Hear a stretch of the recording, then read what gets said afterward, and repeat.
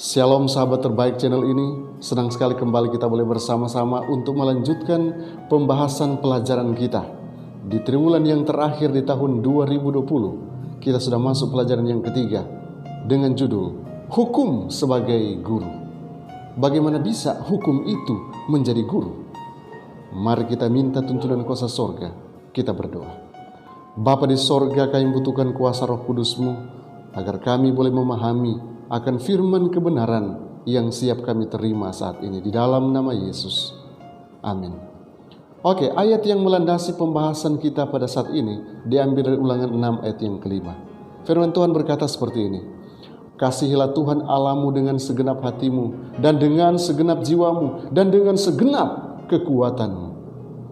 Saudara, inti daripada hukum yang sedang kita bicarakan ialah kasih, dan bukan yang sembarang kasih, tetapi kita mengasihi Allah kita setulus hati. Bahkan dituliskan kita mengasihi Allah kita dengan segenap hati, segenap jiwa, dan dengan segenap kekuatan kita.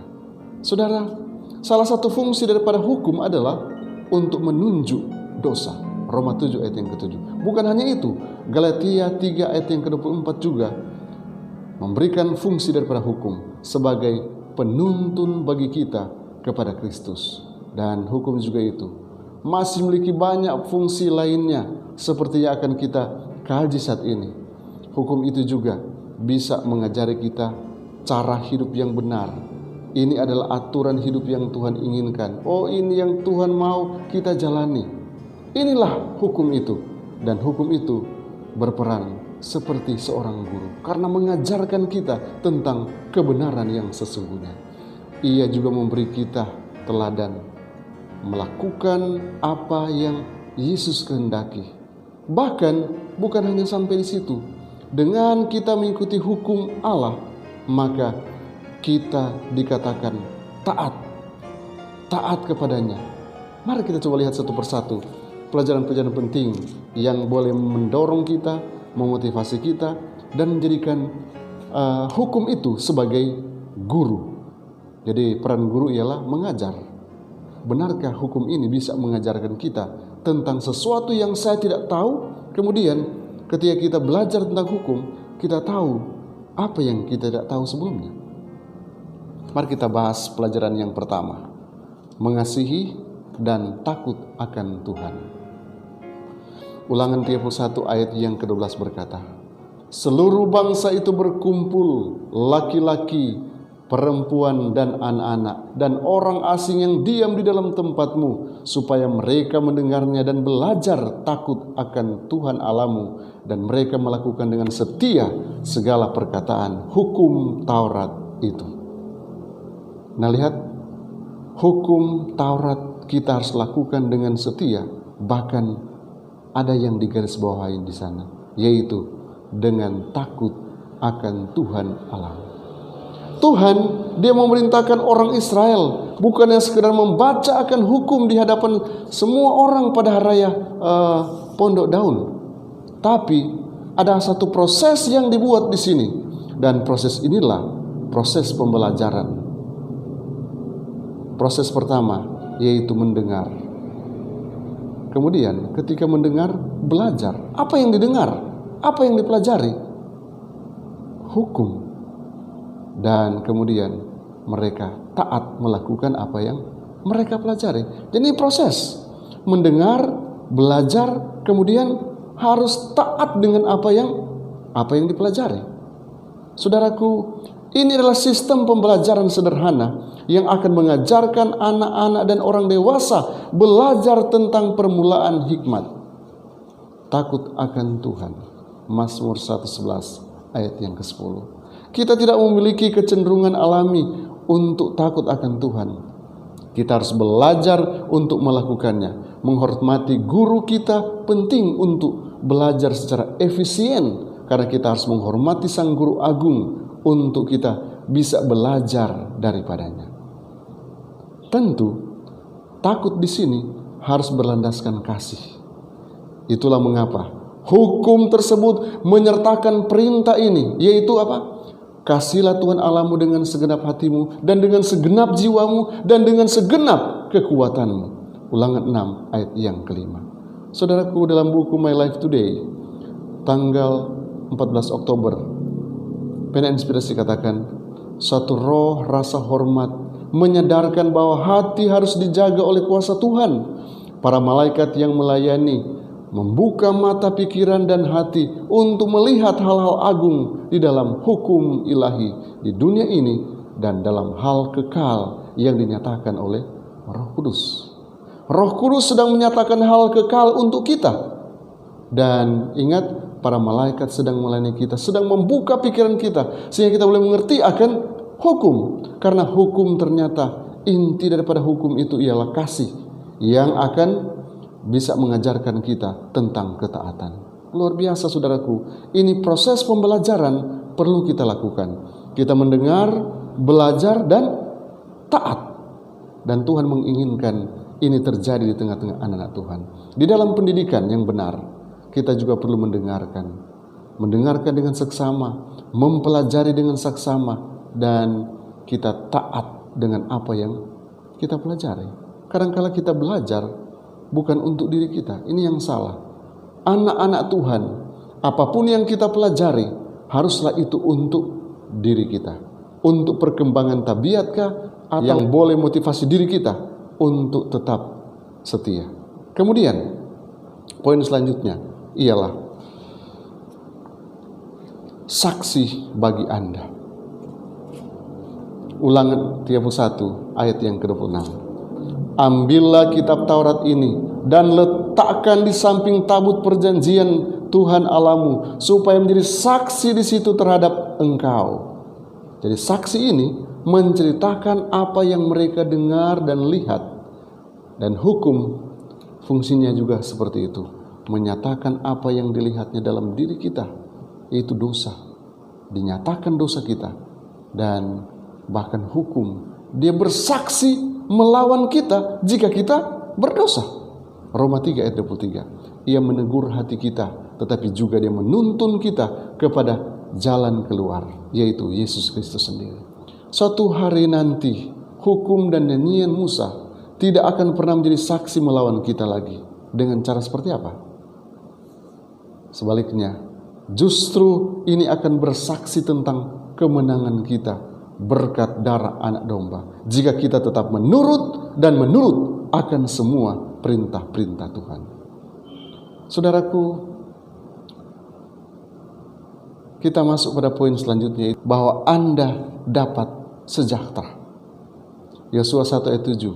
Hanya kuatkan dan teguhkanlah hatimu dengan sungguh-sungguh, bertindaklah hati-hati sesuai dengan seluruh hukum yang telah diperintahkan kepadamu oleh hambaku Musa. Janganlah menyimpang ke kanan atau ke kiri, supaya engkau beruntung kemanapun engkau pergi.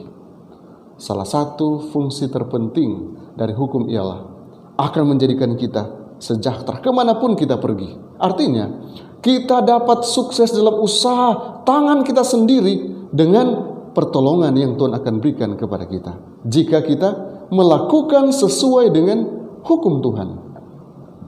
Hukum akan mengajarkan kita tentang bagaimana hidup sesuai dengan perintah Tuhan. Hukum juga akan mengajarkan kita tentang bagaimana kita bertindak. Oleh karena itu, ia menyokong kita yang ingin melakukan semua kehendak Tuhan dengan cara yang spesial. Mematuhi hukum Tuhan, saudaraku, adalah bagian daripada pendidikan Kristen. Jangan kita pikir bahwa mematuhi hukum ini adalah perintah zaman dahulu, saat ini tidak lagi berlaku. Saudaraku, ini merupakan bagian daripada pendidikan kekristenan, karena ini merupakan bagian penting dari hidup oleh iman dan percaya atas kasih karunia yang Tuhan anugerahkan kepada kita.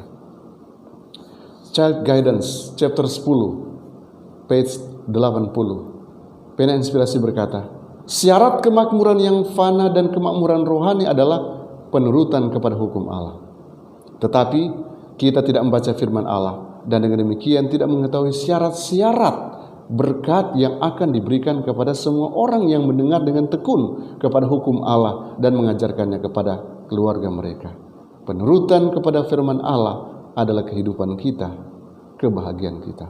Hanya masalahnya di bagian awal. Katanya, kita tidak membacakan firman Allah, kita tidak tahu melakukan akan hukum Allah. Oh saudaraku, sebagai anak Tuhan, kalau kita mau sejahtera, mari kita lakukan akan hukum Allah. Kemudian poin selanjutnya yaitu upaya keras dan perjuangan para pemelihara hukum. 2 Tawarik 31 ayat 21, dalam setiap usaha yang dimulainya untuk pelayanan terhadap rumah Allah dan untuk pelaksanaan Taurat dan perintah Allah, ia mencari Allahnya. Semuanya dilakukannya dengan segenap hati, sehingga segala usahanya berhasil. Nah, lihat, Yosua dan Hizkia kali ini sejahtera oleh karena mereka mematuhi akan hukum Tuhan. Namun demikian saudaraku, orang lain menaati hukum tidak mungkin bernasib sama dengan Yosua dan Hizkia. Mari kita lihat Yohanes Pembaptis, ketika dia mentaati hukum, dia dipenjarakan, bahkan dia dipenggal. Ayub, dia melakukan apa yang Tuhan kehendaki sesuai dengan firman-Nya. Ia kehilangan seluruh harta dan keluarganya. Paulus, dia dicambuk, di penjara, kapal yang ditumpanginya karam karena dia melakukan hukum Tuhan. Kemudian yang lainnya dirajam, digergaji, dibunuh, bahkan disalibkan dan lain sebagainya. Anda lihat ada satu hal yang kontras yang terjadi ketika kita melakukan hukum. Ternyata tidak selamanya saudaraku, ketika kita menaati akan hukum kemudian kita sejahtera. Tetapi dalam hal ini kita juga sementara berjuang, dan perjuangan kita menurut Paulus bukanlah melawan darah dan daging, melawan penghulu-penghulu jahat di udara. Makanya tidak heran ketika kita kemudian dipaksakan untuk melakukan tidak sesuai dengan prinsip Alkitab, kita menolak. Kita bisa saja seperti Yohanes Pembaptis, bisa saja seperti Paulus dan lain-lainnya. Tapi kita katakan puji Tuhan, karena seperti ungkapan Paulus, bagiku hidup adalah Kristus dan mati adalah keuntungan. Kita sedang berjuang, apapun perjuangan kita. Mungkin kita akan mengalami siksaan, tapi tatkala kita memperjuangkan akan hukum dan kebenaran firman Tuhan, kita tidak akan pulang dengan sia-sia. Sebab mereka yang memelihara hukum tidak selalu akan mengalami hal yang mungkin kita inginkan, kesejahteraan. Tetapi kita juga akan berhadapan dengan penguasa kegelapan yang sering menjebak kita masuk ke dalam perangkapnya. Kita pasti akan menderita. Tapi kita harus katakan puji Tuhan, oleh karena penderitaan ini adalah bagian daripada iman kita, karena kita mau mengikuti akan hukum-hukum Allah. Kemudian saudaraku, dalam buku The Ministry of Healing, chapter 41, halaman 488, Ellen G. White katakan, tidakkah engkau pikirkan bahwa Tuhan menghargai mereka yang hidup sepenuhnya baginya? Tidakkah engkau pikirkan bahwa ia melawat mereka yang seperti Yohanes di dalam penjara, berada di tempat sulit dan susah? Allah tidak akan membiarkan seorang pun dan pekerja-pekerjanya yang sepenuh hati ditinggalkan sendiri, bergumul di bawah beban yang berat dan dikalahkan. Ia melihara seperti batu permata yang berharga setiap orang yang hidupnya terlindung bersama Tuhan di dalam Allah. Mengenai orang seperti itu, ia mengatakan, aku akan menjadikan engkau seperti cincin meterai, sebab engkaulah yang kupilih. Oh, sungguh indah saudaraku. Apapun yang akan kita alami, konsekuensi apapun yang akan kita peroleh, jika dengan Tuhan ada sukacita yang akan kita dapatkan. Bahkan dikatakan, engkaulah yang aku pilih. Walaupun di penjara seperti Yohanes, bahkan sampai dipancung, tapi Tuhan memilih kita untuk diselamatkan. Poin selanjutnya, mari kita lihat Yesus teladan kita. 1 Yohanes 2:6 katakan, barang siapa mengatakan bahwa ia ada dalam Dia, ia wajib hidup sama seperti Kristus telah hidup. Jadi kalau kita katakan kita ada dalam Yesus, apa yang perlu kita lakukan? Kita harus ikut teladan yang Yesus sudah lakukan. Bagaimana hubungan antara Yesus dengan hukum saat ia ada di atas bumi ini? Filipi 2:8 bersaksi, ia taat dalam segala hal. Lukas 2 ayat 51 dan 52, ia melihara hukum sejak kecilnya sehingga dia bertumbuh seimbang. Ia juga mematuhi hukum Allah untuk memperkenankan Allah. Yohanes 8 ayat 29. Ia bersukacita dalam mematuhi hukum Tuhan, tidak bersungut-sungut. Ia melihara hukum atas dasar kasih. Ini yang penting, saudaraku. Kalau segala sesuatu kita landaskan atas dasar kasih, seperti hukum Allah, hukum Taurat yang intinya adalah kasih, maka kita tidak akan merasa ini suatu beban, malah kita merasa ini satu berkat. Jika Anda merasa beban, berarti Anda belum jadikan hukum ini sebagai berkat buat Anda. Masih berat melakukan ini, masih sulit untuk lakukan ini, berat. Tapi tatkala Anda kemudian dengan senang hati, apapun tuntutan hukum itu, kita akan dengan senang hati selesaikan itu. Oleh karena kita mencintai Tuhan. Dasarnya ialah kasih. Yesus sudah berikan teladan kepada saya dan saudara. Kita tidak dapat menaati hukum Yesus yang sempurna ini tanpa kasih dari Tuhan. Tapi kita dipanggil untuk hidup sama seperti Kristus telah hidup. Mematuhi hukum adalah bukti daripada iman saya dan saudara dan kasih kita kepada Yesus itu. Yesus kita. Kutipan yang terakhir dalam Ellen G. White, Desire of Ages, chapter 71 halaman 649. Dalam kehidupan dan pelajaran-pelajarannya, ini Yesus Kristus telah memberikan suatu teladan yang sempurna tentang pelayanan yang tidak mementingkan diri yang berasal dari Allah. Segenap hidupnya adalah di bawah hukum pelayanan. Ia melayani semua orang, menolong semua orang. Demikianlah ia hidup sesuai dengan hukum Allah, dan oleh teladannya menunjukkan bagaimana kita harus mentaatinya. Puji Tuhan, saudaraku. Saya percaya ketika kita mentaati firman Tuhan, hukum-hukum Tuhan, dengan mengikuti teladan-teladan Yesus, tidak ada yang memaksakan kita, maka ini akan jadi pembelajaran tersendiri bagi kita. Kita jadikan hukum ini sebagai berkat khusus, mengajar kita jadi seperti guru. Puji Tuhan, oleh karena pada saat ini kita boleh kembali diajar tentang fungsi daripada hukum sebagai guru yang mengajarkan kita tentang kebenaran. Ikutlah teladan Yesus. Dengan mengikuti teladan Yesus, kita akan memahami maksud daripada hukum itu sendiri dalam hidup kita. Dengan kita melakukan dengan segenap hati, maka ada berkat yang akan kita peroleh. Kiranya kita akan menjadi penurut-penurut hukum, dan kita juga akan benar-benar menjadi pelaku-pelaku firman. Dengan demikian, secara otomatis kita juga dituntun ke dalam segala kebenaran, karena fungsinya menuntun, fungsinya mengajar, fungsinya untuk menjadikan kita lebih baik. Tuhan Yesus memberkati saya dan saudara. Kita berdoa. Bapa di sorga, kiranya firman kebenaran yang sudah kami perdalam akan motivasi kami untuk tetap setia, dan kami boleh menjadi pelaku-pelaku firman. Terima kasih Tuhan, karena hanya dengan kuasa sorga kami mampu melakukan setiap firman, bahkan setiap hukum yang Engkau perintahkan untuk kami lakukan. Kami rindu untuk menjadi seperti Engkau dalam penurutan. Mampukan kami untuk menurut seperti Engkau. Hamba berdoa dan mohon berkat untuk umat-umat Tuhan. Hanya dalam nama Yesus Tuhan dan Juru Selamat kami. Amin. Tuhan Yesus memberkati kita semua. Biarlah ini boleh menjadi berkat bagi kita semua. Dan bila saudara merasa ini menjadi berkat bagi saudara, jangan lupa untuk bagikan kepada sesama. Boleh menjadi berkat juga bagi mereka.